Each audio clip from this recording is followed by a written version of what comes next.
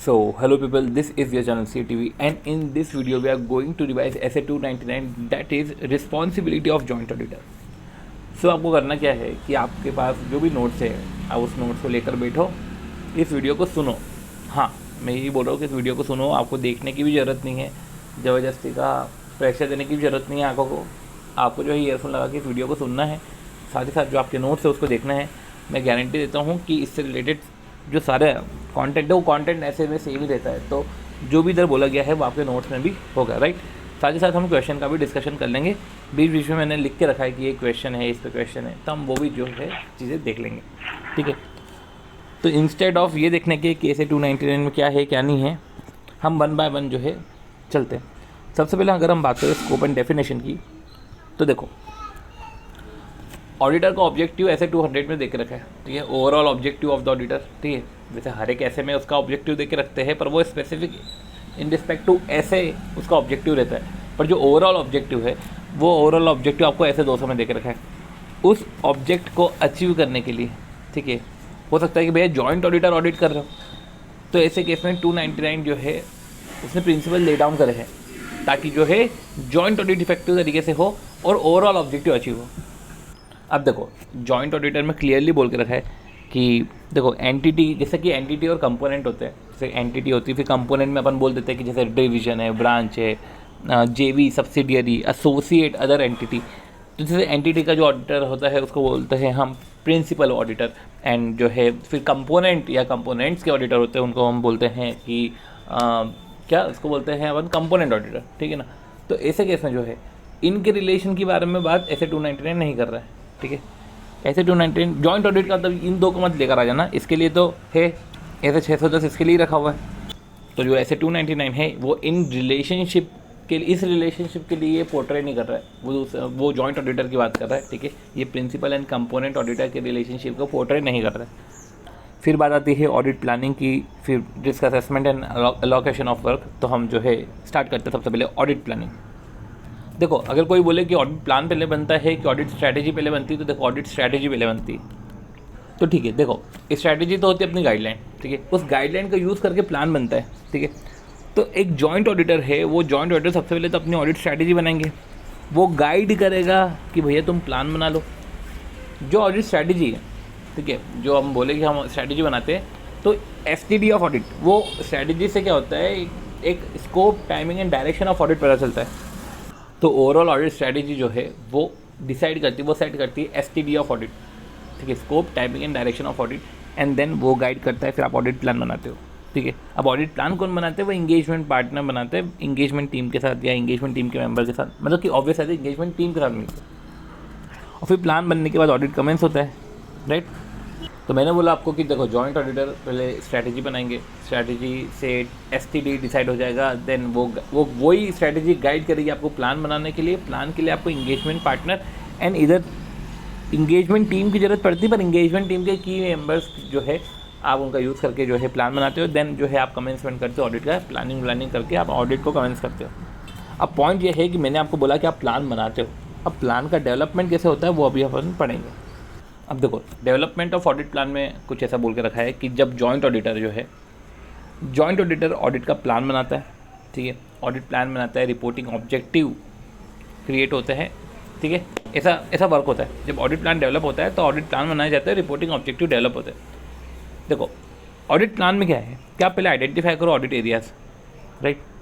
या तो audit plan छोड़ो, आप ऐसा बोलो कि जो जॉइंट ऑडिटर है वो पहले डिवाइड करते हैं ऑडिट एरियाज, कि देखो ये ऑडिट एरियाज है, ये डिविजिबल है, ये कॉमन एरियाज है, ठीक है, ये डिविजिबल है, अलोकेशन कर दिया, एंड देन कॉमन एरिया है, वो तो सबको ही ऑडिट करना है। अब देखो एक बार जब हमने अलोकेशन कर दिया, काई के लिए कर रहा हूँ, टू डिटरमाइन द स्कोप, ठीक है, to determine the scope of work. मैं स्कोप ऑफ ऑडिट की बात नहीं कर रहा हूँ, स्कोप ऑफ ऑडिट तो आपकी ऑडिट स्ट्रैटेजी बताएगी, मैं स्कोप ऑफ वर्क की बात कर रहा हूँ कि देखो हर एक ऑडिटर को पता चले कि देखो मेरे हिस्से में कॉमन तो ही है, मेरे हिस्से में एक अलोकेटेड एरिया भी है, तो determine the scope of work of joint auditor. अब जैसे ही उसको स्कोप पता चल जाएगा तो फिर वो जो है NT डिटरमाइन करेगा, to determine the NTE of audit procedure, ठीक है, to determine the scope of work of joint auditor and to determine the NTE of audit procedure. तो ये लिखा हुआ है कि to determine the scope of the work and to determine the scope of work and to determine the NTE of audit procedure. ये हम जो है पहले आइडेंटिफाई करते हैं ऑडिट एरियाज, एंड देन जो है रिपोर्टिंग ऑब्जेक्टिव क्रिएट होता है।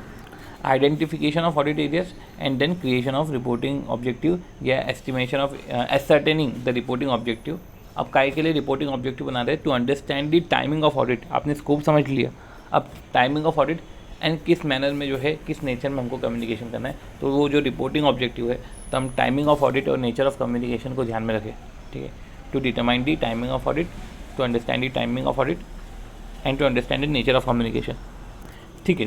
तो joint auditor in development of audit plan, joint audit plan, तो सबसे पहले वो आइडेंटिफिकेशन ऑफ एरियाज करता है, रिपोर्टिंग ऑब्जेक्टिव वो जो है डिसाइड करता है। अब जब हम जॉइंट ऑडिट प्लान बना रहे हैं तो हमको कुछ चीज़ें कंसिडर करनी पड़ती है, और जैसे कि एरिया, सिग्निफिकेंट फैक्टर्स, ठीक है, कम्युनिकेशन अमंग जॉइंट ऑडिटर। यार ये पर्टिकुलर चीज़ें, कुछ 3 चीज़ें और ध्यान में रखते हैं, जैसे कि communication among joint auditor, significant factor where effort of engagement team needed, कि कौन से सिग्निफिकेंट फैक्टर है जहाँ पे जो है इंगेजमेंट टीम के एफर्ट ज़रूरी है। तो सिग्निफिकेंट फैक्टर्स जो है कम्युनिकेट करते हैं कि ये फैक्टर जो है ऑडिटर की प्रोफेशनल जजमेंट के अकॉर्डिंग ये सिग्निफिकेंट लग रहे हैं, आप इधर ध्यान दीजिए, राइट। ये हो गया सिग्निफिकेंट फैक्टर्स। तो communication of significant factors among joint auditor. अब सिग्निफिकेंट फैक्टर तो आपने प्रोफेशनल जजमेंट के हिसाब से बता दिया। इनफैक्ट उसके साथ साथ अगर आपने जो है प्रिलिमिनरी इंगेजमेंट एक्टिविटी करी है, ठीक है, तो वो भी जो है उसके रिजल्ट भी आप शेयर करो। आपने सिग्निफिकेंट फैक्टर अपने प्रोफेशनल जजमेंट के अकॉर्डिंग बताए। अगर आपने खुद अगर प्रिलिमिनरी इन्वेस्टिगेशन एक्टिविटी या प्रिलिमिनरी इंगेजमेंट एक्टिविटीज़ करी है तो उसके रिजल्ट जो है आप बताओ, ठीक है। या तो अगर आपने कोई सी दूसरी एंटिटी में ये सिमिलर जो है इंगेजमेंट एक्टिविटी करी है, मतलब इस एंटिटी के लिए अगर आपने पहले भी कोई सी इंगेजमेंट एक्टिविटी परफॉर्म करी है, ठीक है ना, हो सकता है ना कि भाई इसको इस पर्टिकुलर एंटिटी के लिए मैंने पहले भी करा है ऑडिट।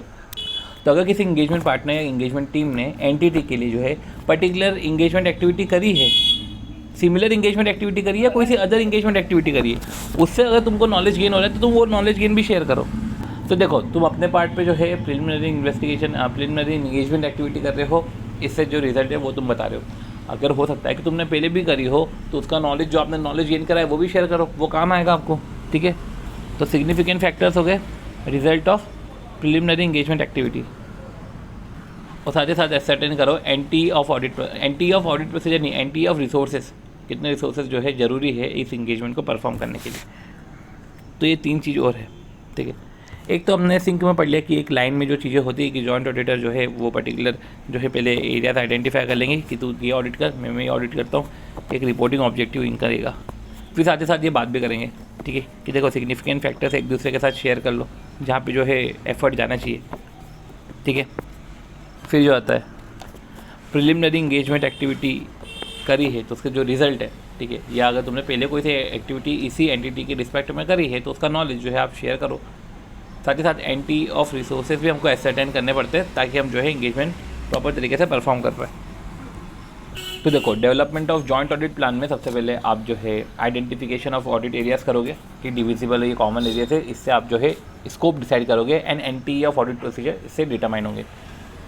फिर आप करोगे एसर्टेन ऑफ रिपोर्टिंग ऑब्जेक्टिव ताकि आपको समझ में आए टाइमिंग ऑफ कम्युनिकेशन एंड जो है नेचर ऑफ कम्युनिकेशन, ठीक है। देन उनके बाद जो है आप कंसीडर एंड कम्युनिकेट करोगे significant factors, consider and communicate करोगे result of preliminary engagement activity या नॉलेज आपने गेन करा है फ्रॉम इंगेजमेंट एक्टिविटीज़। फिर देन जो है आप एसर्टेन करोगे एंटी ऑफ ऑडिट प्रोसीजर नहीं, इधर एंटी ऑफ ऑडिट प्रोसीजर नहीं, एंटी ऑफ ऑडिट वर्क, या अपन बोल सकते हैं एंटी ऑफ रिसोर्सेज, सॉरी, कि क्या एंटी ऑफ रिसोर्सेज जो है आपको चाहिए एक इंगेजमेंट परफॉर्म करने के लिए, क्या रिसोर्सेज आपको चाहिए, राइट। इस तरीके से आपने ऑडिट प्लान डेवलप करा। ये ऑडिट प्लान की डेवलपमेंट की बात की ऐसे आई है कि जॉइंट ऑडिटर जो है पहले जॉइंट ऑडिट स्ट्रैटेजी बनाएगा, देन जॉइंट ऑडिट प्लान बनाएगा। जॉइंट ऑडिट स्ट्रैटेजी में वो सेट करेगा STD scope, timing and direction of audit, and then जो है एक जॉइंट ऑडिट प्लान बनेगा, एंड देन जो है ऑडिट कमेंस होगा। इसलिए कमेंसमेंट के पहले एक जॉइंट ऑडिट प्लान बनाना जरूरी है, ठीक है। ये प्लान जो है इंगेजमेंट पार्टनर अपने इंगेजमेंट टीम के की मेंबर के साथ मिलकर बनाते हैं, और ये प्लान के लिए जो है क्या क्या चीज़ों को अपने को देखना पड़ता है। तो development of joint audit plan में हमने ये समझा। अब ऑडिट प्लान मतलब एक जॉइंट ऑडिट प्लान बनाने के बाद अब आती बात रिस्क असेसमेंट की, ठीक है। तो रिस्क असेसमेंट एक बार देखते हैं। रिस्क असेसमेंट मतलब कि assessment of risk of material misstatement. Risk of material misstatement में ये बोल रहे हैं कि हर जॉइंट ऑडिटर को जो है रिस्क ऑफ मटेरियल मिसस्टेटमेंट का असेसमेंट करना चाहिए। तो each joint auditor shall do assessment of risk of material miss statement.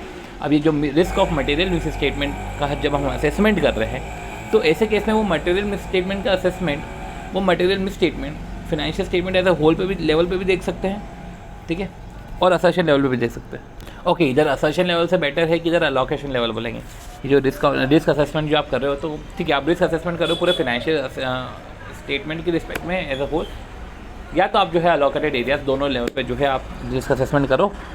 जैसा ज़रूरी नहीं है दोनों का करना, आप जिसका भी कर रहे हो आप रिस्क असेसमेंट करो एंड साथ ही साथ जो है आप कम्युनिकेट करो। देन उसके बाद जो है अदर जॉइंट ऑडिटर को आप जो है कम्युनिकेट करो, साथ ही साथ इसको डॉक्यूमेंट भी करो कि तो कोई रिस्क असेसमेंट है। फिर बात आती है कि जो मैनेजमेंट रिप्रेजेंटेशन लेटर है और जो रिटर्न रिप्रेजेंटेशन है वो तो सबके लिए कॉमन ही रहेगा। 1 सेकेंड, ये रिटर्न रिप्रेजेंटेशन नहीं, ये इंगेजमेंट लेटर की बात करें कि जो देखो एक तो हमारे लिए होता है मैनेजमेंट रिप्रेजेंटेशन लेटर और एक इंगेजमेंट लेटर। जो जॉइंट ऑडिटर को जो है ऑब्टेन कर लेना चाहिए वो common management representation letter and engagement letter, right. साथ ही साथ आप जो है अलोकेशन ऑफ वर्क है, जो आपने अलोकेशन ऑफ वर्क करा है, ठीक है, आप वो कम्युनिकेट करो एंटिटी को, तो एलोकेट करो, कम्युनिकेट एलोकेशन ऑफ जो वर्क है वो आप कम्युनिकेट करो एंटिटी को, ताकि जो है कल को जो बाद में डिस्प्यूट आता है ना वो अवॉइड हो सके, ठीक है, जो कन्फ्यूजन है बाद में अवॉइड हो सके, ताकि हम बता सके कि देखो ये है एलोकेशन ऑफ वर्क, ठीक है, ताकि एक क्लैरिटी रहे एंटिटी एंड ऑडिटर में। तो देखो आप जो है एंटिटी से मैनेजमेंट रिप्रेजेंटेशन लेटर भी ले लोगे, ठीक है, एक कॉमन इंगेजमेंट लेटर भी ले लोगे। साथ ही साथ आपको अब क्या कम्युनिकेट करना है, आपको ये कम्युनिकेट करना है सबसे पहले तो एलोकेशन ऑफ वर्क कि देखो ये एरियाज़ है, ये एरियाज ऐसे अलोकेटेड है, कुछ एरिया जो है वो कॉमन ऑडिट एरियाज है, ये हमने बता दिया। एंड देन जो है एंटी ऑफ ऑडिट प्रोसीजर उन एलोकेटेड एरियाज़ में या जो है कॉमन ऑडिट एरियाज़ में क्या एंटी ऑफ ऑडिट प्रोसीजर है, आप ये भी जो है बताओगे। तो देखो एंटी ऑफ ऑडिट प्रोसीजर, ठीक है, कॉमन एंड एलोकेटेड एरियाज़ में ये जो है जो हर एक कोई जॉइंट ऑडिटर जो है परफॉर्म करेगा, ये आप कम्युनिकेट करो TCWG को। साथ ही साथ जो है एलोकेशन ऑफ वर्क कि देखो वर्क ऐसे अलोकेटेड है, एरियाज ऐसे अलोकेटेड है एंड इन अलोकेटेड एरियाज़ में मैं इस तरीके से ऑडिट प्रोसीजर को है परफॉर्म करने वाला हूँ। तो ये आप सब चीज़ें बताओगे। अब हम बात करते हैं एलोकेशन ऑफ वर्क की। तो देखो जो अलोकेशन ऑफ वर्क है, जो डिवीजन ऑफ वर्क है, अगर पॉसिबल है तब उसको जो है डिवाइड कर दो, इन द सेंस कि आप म्यूचुअल डिस्कशन से आइडेंटिफाई यूनिट्स में, क्योंकि बिजनेस के अंदर यूनिट्स होते हैं ना, जैसे डिवीजन होते हैं, तो आइडेंटिफाइड यूनिट्स में या जो है आप डिवाइड कर सकते हो उसको।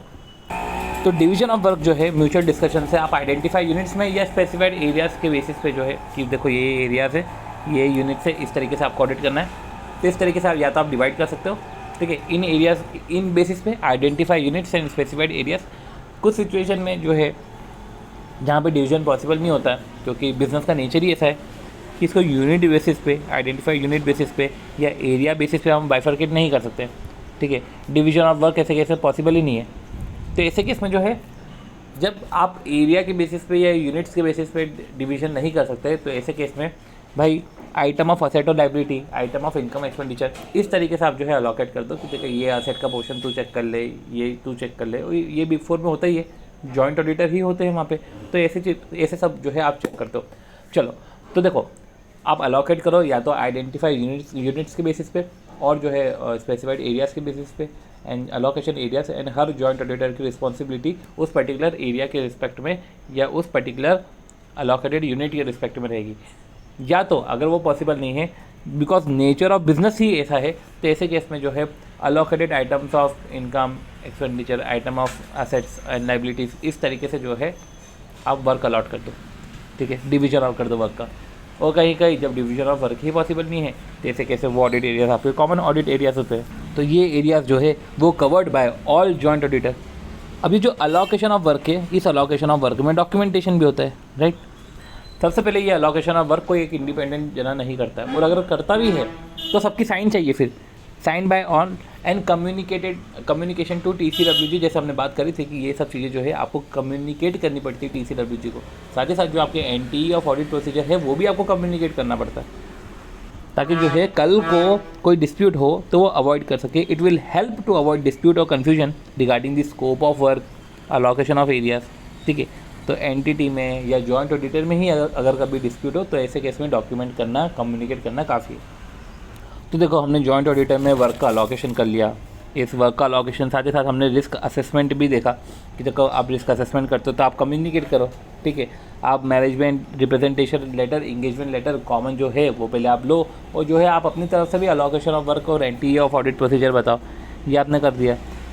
रही बात आपको ऑडिट प्लान भी डेवलप करना पड़ता है, तो आपने ऑडिट प्लान भी डेवलप करा, जिसमें हमने पढ़ा था कि आप पहले जो है ऑडिट प्लान पहले आइडेंटिफाई करोगे ऑडिट एरियाज, एंड देन जो है रिपोर्टिंग ऑब्जेक्टिव को असर्टेन करोगे, सिग्निफिकेंट फैक्टर्स एक दूसरे के साथ कम्युनिकेट करोगे, प्रिलिमिनरी इंगेजमेंट एक्टिविटीज़ के रिजल्ट या नॉलेज एक दूसरे के साथ शेयर करोगे, एंटी ऑफ रिसोर्सेज जो है आप डिटरमाइन करोगे, एंड देन जो है इस तरीके से ऑडिट प्लान बनता है। एंड देन जो है ऑडिट प्लान बनने के बाद आप जो है ऑडिट का कमेंसमेंट करते हो, ठीक है। ऑडिट प्लान के पहले ऑडिट स्ट्रैटेजी आता है। हमने अलोकेशन ऑफ वर्क कर दिया, हमने उसकी डॉक्यूमेंटेशन कर दी, ताकि जो है कल को गड़बड़ी नहीं रहे, कल को जो है जॉइंट ऑडिटर के बीच में ही अगर कन्फ्यूजन रहे या ऑडिटर और एंटिटी के बीच में कन्फ्यूजन रहे, तो ऐसे केस में आप TCWG को कम्युनिकेट कर लो। अब पॉइंट आता है रिस्पॉन्सिबिलिटी एंड कोऑर्डिनेशन। अब बात आती है ऑडिट प्रोसीजर परफॉर्म करने की, अब आती है रिस्पॉन्सिबिलिटी की, राइट। देखो बात करें रिस्पॉन्सिबिलिटी की, तो देखो रिस्पॉन्सिबिलिटी आप तो अलोकेटेड एरियाज़ के रिस्पेक्ट में रहेगी और एक कॉमन ऑडिट एरियाज़ के रिस्पेक्ट में, पर each joint auditor is responsible for his allocated area, ठीक है। तो हर जॉइंट ऑडिटर जो है वो रिस्पॉन्सिबल है only for the work allocated, जो उसको वर्क अलोकेटेड है ना, उस वर्क अलोकेटेड के रिस्पेक्ट में वो रिस्पॉन्सिबल है, ठीक है। उसका रिस्क असेसमेंट करना, उस एरिया का रिस्क असेसमेंट करना, इंटरनल कंट्रोल का टेस्ट करना, ठीक है, डिटरमाइन करना एनटीई, ये सारी जिम्मेदारी जो है ऑडिट प्रोसीजर लगाना, ये सारी जिम्मेदारी जो है ये जॉइंट ऑडिटर की रहेगी। तो each joint auditor is responsible for the work allocated, ठीक है, risk assessment and to do audit work या to execute audit procedure in respect of work allocated, ठीक है। तो रिस्क असेसमेंट करना, टेस्ट ऑफ इंटरनल कंट्रोल करना, right, determine करना NTA of audit procedure and then execute करना audit procedure, ये सारी रिस्पॉन्सिबिलिटी जो है उस अलोकेटेड वर्क के रिस्पेक्ट में जॉइंट ऑडिटर की रहेगी। तो जिसको जो अलोकेटेड है उसकी जिम्मेदारी उस रिस्पेक्ट में है, पर कॉमन ऑडिट एरियाज़ में सबकी रिस्पॉन्सिबिलिटी रहती है। अब पॉइंट ये है, अगर अलोकेटेड एरियाज़ है तो ज़रूरी नहीं है कि आपको सेपरेट रिपोर्ट ही देनी है, ठीक है। तो इररिस्पेक्टिव ऑफ सेपरेट रिपोर्ट, भले आप सेपरेट रिपोर्ट दो नहीं दो, अलोकेटेड वर्क के रिस्पेक्ट में जिम्मेदारी तो आपकी रहती है। पर पॉइंट ये आता है कि जब वर्क अलोकेटेड नहीं है तो सारे के सारे लोग जिम्मेदार हैं। जो वर्क डिवाइडेड ही नहीं है, जो सभी के सब कैरी कर रहे हैं, ठीक है, वो कॉमन ऑडिट एरिया से, राइट। तो उस पर ऑडिट प्रोसीजर लगाना, उसके रिस्पेक्ट में डिसीजन लेना, ये सबकी जिम्मेदारी है। मैं इसको थोड़ा सा करेक्ट करूँगा, जो वर्क डिवाइडेड नहीं है और वो सब कैरी कर रहे हैं उसमें तो सबकी जिम्मेदारी है। उसमें जो है रिस्क असेसमेंट करना, टेस्ट ऑफ कंट्रोल करना, डिटरमाइन करना एंटी और एग्जीक्यूट करना ऑडिट प्रोसीजर, वो जिम्मेदारी तो सबकी ही रहती है। साथ ही साथ जो आपने डिसीजंस प्लानिंग के दौरान लिए हैं, ये तो हमने कॉमन एरियाज़ की बात कर दी। एक ये है पॉइंट कि जो डिसीजन जो है taken by all the joint auditor, जो सब ने लिए हैं एक ऑडिट प्लानिंग के तहत, ठीक है, in respect of common audit areas. तो देखो कॉमन ऑडिट एरियाज़ के रिस्पेक्ट में, कॉमन ऑडिट एरियाज़ के रिस्पेक्ट में जो जिम्मेदारी है, कॉमन ऑडिट एरियाज़ के रिस्पेक्ट में जो जिम्मेदारी है, राइट, कॉमन ऑडिट एरियाज़ के रिस्पेक्ट में जो डिसीजंस हैं, ठीक है, वो डिसीजन तो सबने लिए होंगे। The decision taken by all joint auditor under audit planning के तहत आपने जो डिसीजन लिए हैं कॉमन ऑडिट एरियाज़ के रिस्पेक्ट में concerning the NTA of audit procedure, तो वो सबको परफॉर्म करना है। तो कॉमन ऑडिट एरियाज़ के रिस्पेक्ट में जो डिसीजन लिए गए हैं जॉइंट ऑडिटर ने, जैसे कि डिसीजन किस टाइप के, concerning the NTA of audit procedure, कि एनटीए ऑफ ऑडिट प्रोसीजर क्या रहेगा, तो वो ईच जॉइंट ऑडिटर को जो है परफॉर्म करना है। एक तो होता है कि अलोकेटेड एरिया में तो वो पर्टिकुलरली परफॉर्म करेगा, पर कॉमन एरिया से सभी परफॉर्म करेंगे, हर कोई परफॉर्म करेगा। तो हमने बात कर ली कि एक डिवाइडेड वर्क की और एक अनडिवाइडेड वर्क की, ठीक है। तो हर कोई जो है इसको परफॉर्म करेगा, पर वो जो परफॉर्म कर रहा है तो उसका एग्जीक्यूशन की, ठीक है, the execution of this procedure is separate and specific responsibility. आपने डिसीजन लिए हैं, आपने प्लानिंग स्टेज में जो डिसीजन लिए हैं फॉर कॉमन ऑडिट एरियाज, ठीक है, concerning the NTA of audit procedure to be perform by each joint auditor. क्या देखो ये कॉमन ऑडिट एरिया है, इसमें हमको एनटीई परफॉर्म करा है, हर ईच जॉइंट ऑडिटर क्या क्या परफॉर्म करेगा वो आपने डिटरमाइन करके रखा है। जैसे कि इसमें उसकी एग्जीक्यूशन की जिम्मेदारी तो उसकी रहती है, पर हाँ वो डिसीजन लेना, क्या ये काम तू करेगा, ये काम तू करेगा, उसकी जिम्मेदारी तो सबकी रहती है, ठीक है, इसलिए जो है वो सबकी रिस्पॉन्सिबिलिटी है। पर हाँ उसके एग्जीक्यूशन की जिम्मेदारी तो वो सेपरेट एंड स्पेसिफिक रिस्पॉन्सिबिलिटी है। तो देखो दो पॉइंट पढ़े अपन ने, एक तो होता है कि वर्क सबके सब एक मिल के कर रहे हैं, सबके सब एकजुट होकर एक वर्क कोई सा वर्क कर रहे हैं, ठीक है। Work not divided and carried by all, जो वर्क डिवाइडेड है, ठीक है, वो तो सब कर ही रहे। जो एरियाज़ डिवाइडेड है, इन द फैक्ट कि मैं थोड़ा सा और प्रॉपर बोलूँ कि जो एरियाज़ डिवाइडेड है उस एरिया के स्पेसिफिक वर्क तो हर कोई कर रहा है, पर जो एरिया डिवाइडेड नहीं है और वर्क भी डिवाइडेड नहीं है, देखो एरिया तो डिवाइडेड नहीं है, मतलब कॉमन ऑडिट एरिया है, उसमें जो काम करना है वो सबके सब मिल के कर रहे हैं, ठीक है। तो ये हो गया कि सबके सब मिल के कर रहे हैं। और चलो सबके सब मिल के नहीं कर रहे, पर आपने प्लानिंग स्टेज में ये बता के रखा था कि जो कॉमन ऑडिट एरिया है ना, इसमें ये काम तू करेगा, ये काम तू करेगा, ये काम तू करेगा, सब मिलके एक काम नहीं कर रहे, पर आपने जो काम अलोकेशन है वो आपने बता के रख दिया था, तो ठीक है ना ऐसे केस में। तो ऐसे केस में जो है उसमें जो है उसके एग्जीक्यूशन में तो सब जिम्मेदार है, पर जो डिसीजन लेना कि कौन सा काम क्या करेगा, कौन सा काम कौन करेगा, इसकी जिम्मेदारी में तो सब, इसकी जिम्मेदारी तो सबके ही एप्लीकेबल होती है, सभी रिस्पॉन्सिबल है इसमें। डिसीजन लेने में तो सभी रिस्पॉन्सिबल है, ठीक है। वो पर्टिकुलर काम करने में वो पर्टिकुलर पर्सन रिस्पॉन्सिबल है। फिर एक पॉइंट आता है कि मैटर ब्रॉट टू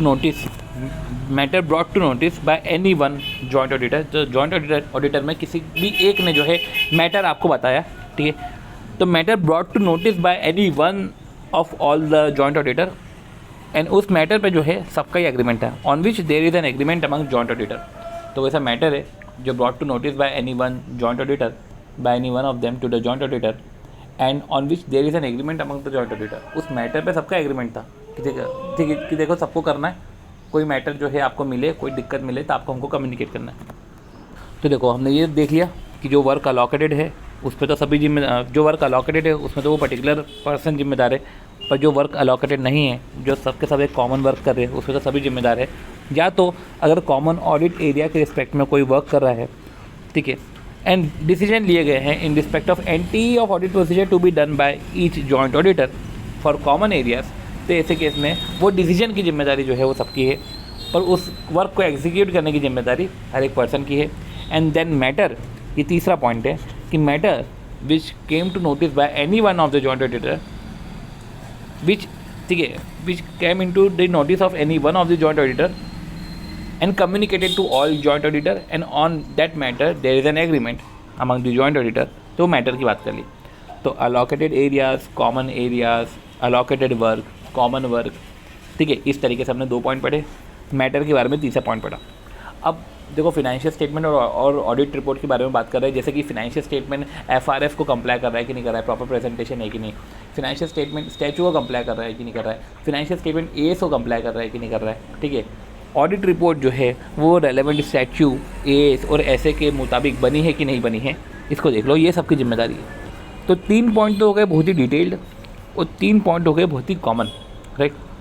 देखो अब हम बात करें ऑडिट कंक्लूजन एंड रिपोर्टिंग की। तो रिपोर्टिंग रिक्वायरमेंट में ऐसा है कि जो जॉइंट ऑडिटर है, ठीक है, आप कॉमन ऑडिट रिपोर्ट इशू करो, are required to issue common audit report, but in case भाई जॉइंट ऑडिटर, किसी एक जॉइंट ऑडिटर को लग रहा है वो डिसरिगार्ड कर रहा हो ओपिनियन से, तो in case of disagreement among joint auditor with regard to opinion, आप ओपिनियन से डिसरिगार्ड करते हो, ठीक है, तो आप जो है सेपरेट ऑडिट रिपोर्ट दे दो, ठीक है, अगर आपको डिसएग्रीमेंट है, ठीक है। और एक अदर मैटर पैराग्राफ होता है ऐसे 706 में। अदर मैटर पैराग्राफ मतलब कि जो मैटर फिनेंशियल स्टेटमेंट में तो नहीं है पर वो ज़रूरी है बताना, तो वो रेफरेंस जो है आप अदर मैटर पैराग्राफ में डालो कि आपने जो है सेपरेट ऑडिट ओपिनियन दिया है इस रिपोर्ट पे और सेपरेट ऑडिट रिपोर्ट इशू करिए। अब इन केस अगर आपका इशू या ओपिनियन में जो है आपका इशू जो भी ओपिनियन है, अगर आपका एग्रीमेंट है तो आप कॉमन ऑडिट रिपोर्ट दो, पर इन केस ऑफ डिसएग्रीमेंट है सेपरेट ऑडिट रिपोर्ट दो। अब आपने क्या किया कि डिसएग्रीमेंट था पर फिर भी आपने सेपरेट ऑडिट रिपोर्ट इशू नहीं करी, तो ऐसे केस में जो है और कल को फॉल्ट निकलता है, ठीक है, तो ऐसे केस में फिर आप भी लायबल हो जाओगे। जैसे कि सबने बोला क्लीन है, आपने बोला कि नहीं क्वालिफाइड रिपोर्ट, आपने बोला एडवर्स रिपोर्ट है, और कल को सही में उसमें एडवर्सिटी निकलती, पर आपने ना उस एडवर्स रिपोर्ट तो बोला पर आपने सेपरेट ऑडिट रिपोर्ट इशू नहीं करी, तो ऐसे केस में जो है कल को गड़बड़ निकलती है। तो भाई आपका बोलना कोई मायने नहीं रखता। अगर आपको सेपरेट रिपोर्ट इशू करनी थी, आपने नहीं इशू करी, मतलब कि जो ऑडिट रिपोर्ट इशू हुई है उसमें आपका भी कंसेंसस है और इस कारण से फिर आप भी कल को लायबल हो जाओगे, कल को कभी ऑडिट में गड़बड़ निकली तो, राइट। मतलब वही कि अगर गड़बड़ होकर भी आपने सेपरेट रिपोर्ट इशू नहीं करी, डिसएग्रीमेंट था फिर भी आपने सेपरेट रिपोर्ट इशू नहीं करी, मतलब सही रिपोर्ट इशू हुई है, देन ऐसे केस में जो है कल को कोई सी लाइबिलिटी आती है तो वो आप पे भी एप्लीकेबल होगी।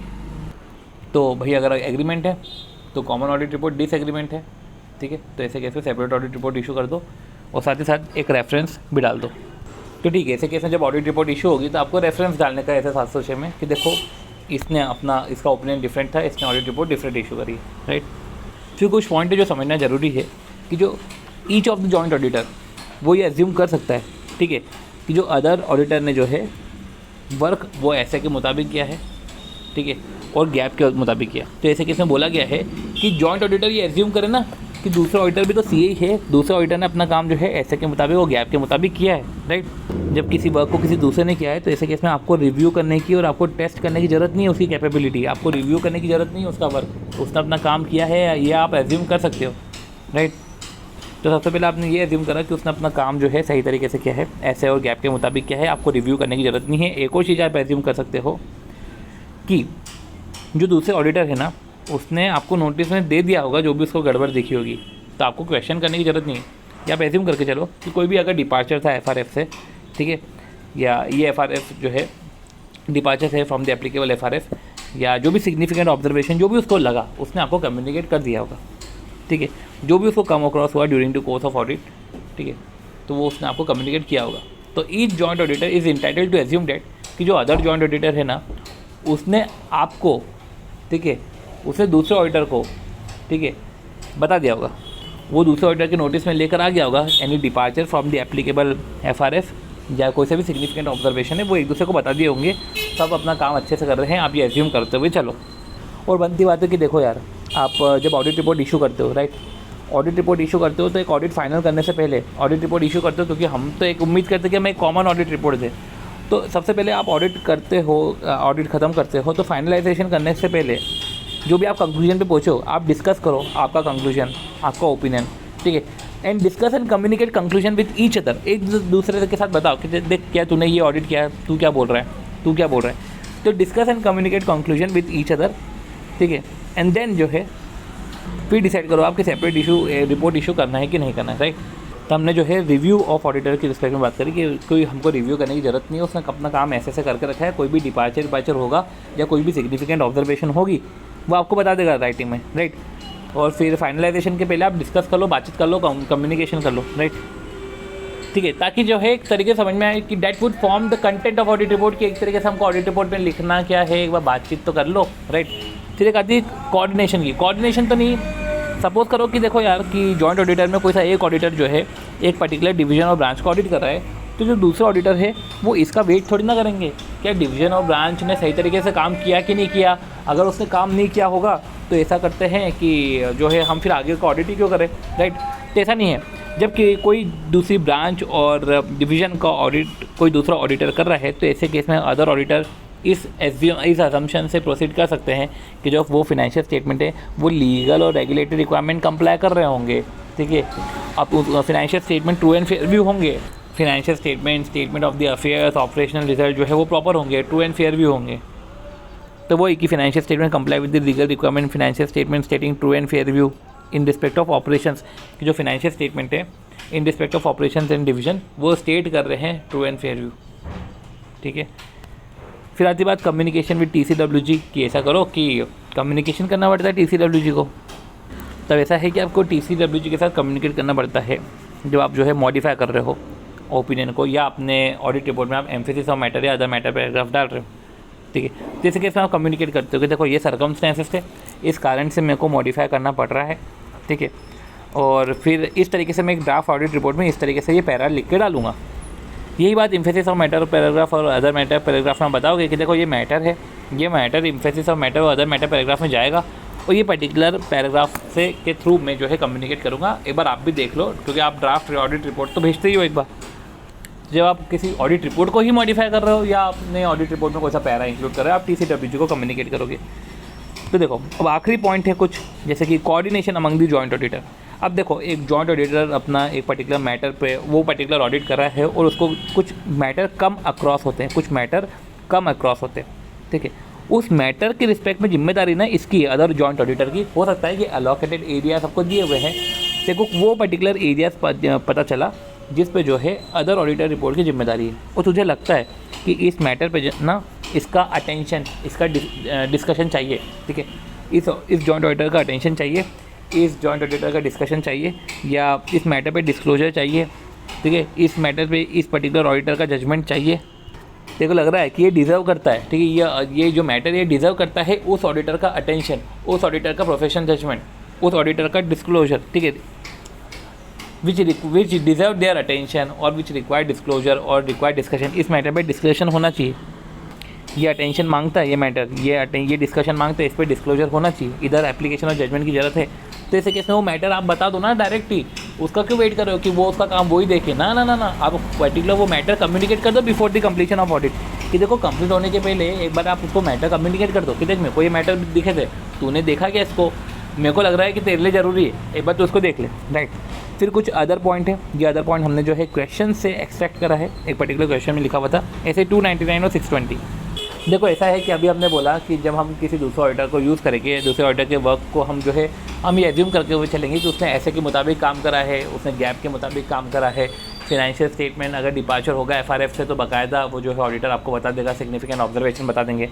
पर ऐसे केस में अगर आप ऑडिटर के एक्सपर्ट को यूज़ करते हो तो ऑडिटर की ड्यूटी हो जाती है ये इंश्योर करना कि भाई अभी आप 620 में पढ़ोगे कि जो भी कंक्लूजन में पूछा है वो क्या रीज़नेबल एंड रेलेवेंट है कि नहीं है, ठीक है, जो भी कंक्लूजन है क्या वो कंसिस्टेंट है कि नहीं है दूसरे एविडेंसेस से, ठीक है, तुम्हारे कंक्लूजन रीज़नेबल होना चाहिए, तुम्हारे कंक्लूजन कंसिस्टेंट होना चाहिए, ठीक है। और ऑब्वियस एज ए कंक्लूजन मतलब कि एक पर्टिकुलर डेटा पे आप इन्फॉर्मेशन फेच करोगे, कंक्लूजन निकालोगे, तो जो आपका कंप्लीटनेस एक्यूरेसी ऑफ डेटा, ठीक है, रिलायबल डेटा है कि नहीं आपका सोर्स डेटा, तो सबसे पहले सोर्स डेटा आपका कंप्लीट एक्यूरेट रिलायबल है कि नहीं, जहाँ आपने ऑडिट प्रोसीजर लगाया है जो वो रेलेवेंट एंड रीजनेबल है कि नहीं है, वो ऑडिट प्रोसीजर लगा के कंक्लूजन निकाल रहे हो वो रेलेवेंट एंड रीजनेबल है कि नहीं है, जो आपका कंक्लूजन है वो कंसिस्टेंट है कि नहीं अदर ऑडिट एविडेंसेस से। ऐसा जैसे कि एक ऑडिटर जब गैदर करता है सोर्स डेटा तो सबसे पहले भैया completeness accuracy and relevance of source data है कि नहीं है, फिर भाई आप खुद अपने अजम्पशन और मेथड लगाते हो, अपनी ऑडिट प्रोसीजर लगाते हो वो रेलेवेंट एंड रीजनेबल है कि नहीं है, ठीक है। फिर आप जो है ऑडिट कर रहे हो तो जो कंक्लूजन पे पहुंच रहे हो वो रेलेवेंट एंड रीजनेबल है कि नहीं है, वो आपके दूसरे अदर ऑडिट एविडेंस से मैच करता है कि नहीं करता है। तो एक ऑडिटर जो है एक्सपर्ट जो है डेटा गैदर कर रहा है, ठीक है, वो ऑडिट प्रोसीजर लगा रहा है, वो एक कंक्लूजन पे आ रहा है, उस कंक्लूजन की कंसिस्टेंसी चेक कर रहा है अदर ऑडिट एविडेंसेस से। तो एक ऑडिटर को देखना पड़ता है कि एक्सपर्ट का ये सब पर्टिकुलर पॉइंट देखना पड़ता है, ये अपन ऐसे 620 में पढ़ेंगे, पर जॉइंट ऑडिटर में हम ये सब रिव्यू नहीं करते, हम कुछ एजम्पशंस पे चलते हैं।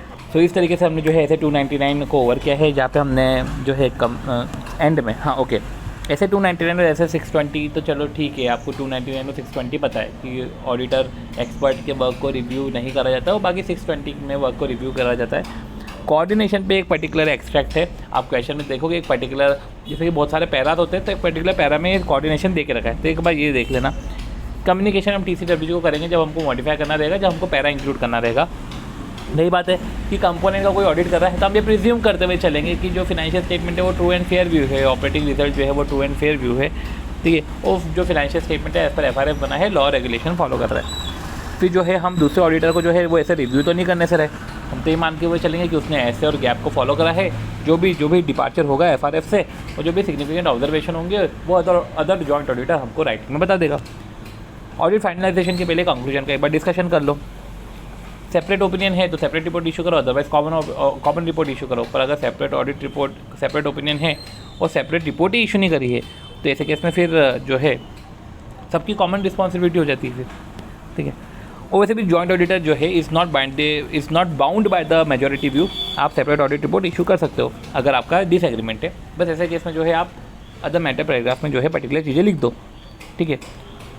फिर हमने ये देखा था कि रिस्पॉन्सिबिलिटी क्या है, कि देखो अलॉकेटेड एरियाज़ पे रिस्पॉन्सिबिलिटी देखी थी जो है, बाकी कॉमन ऑडिट एरियाज़ में अपन ने देखा था कि वर्क जो डिवाइडेड नहीं है या कुछ ऑडिट एरियाज़ जो कॉमन है और आपने जो है डिसीजन लेके रखा है उस कॉमन ऑडिट एरियाज़ के रिस्पेक्ट में NTA ऑफ ऑडिट प्रोसीजर जो भी परफॉर्म करेगा हर एक ऑडिटर, ठीक है। तो ऐसे केस में वो डिसीजन के रिस्पेक्ट में जिम्मेदारी सबकी है।